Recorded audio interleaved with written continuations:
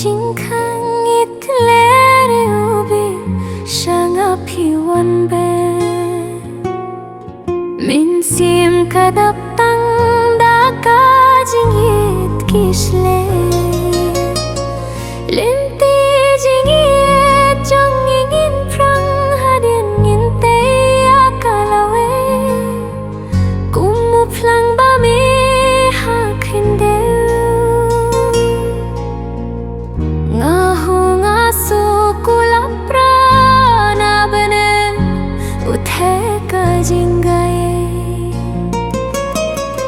dur charnge jong phi bamla shoh bang le paro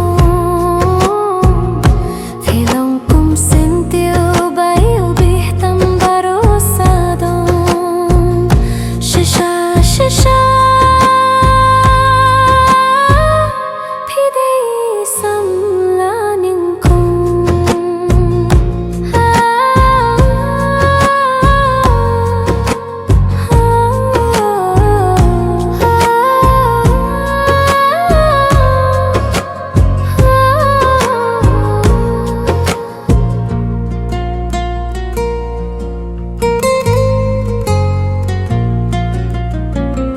अपने कमे मरियंग ngayum suktang bat phi watla danga don sha kawai phat kare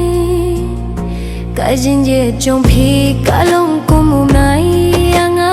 bai jing hai tang nai cell phone hun rai kajinje pat kumum por leo bai kir soi hanga thi dur charnge jong phi bamla shoban le parong philong kum sentiu bai ubi tam baro sadon shisha shisha phi dei sam la nying